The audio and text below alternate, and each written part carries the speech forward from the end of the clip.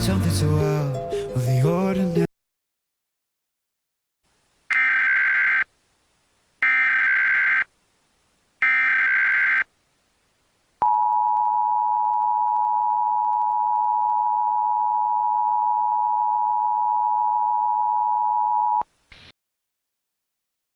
The National Weather Service in Mount Holly has issued a tornado warning for Philadelphia County, effective until 8:12 p.m.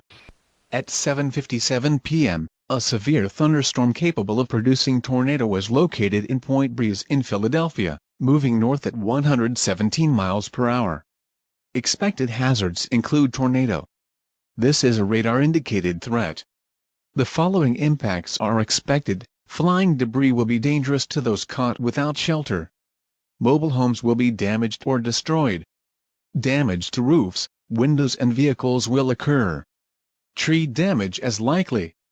Locations impacted include Philadelphia. Move to an basement or interior room on the lowest floor in a sturdy building. If you are outdoors, in a mobile home, or in a vehicle, move to closest substantial shelter and protect yourself from flying debris.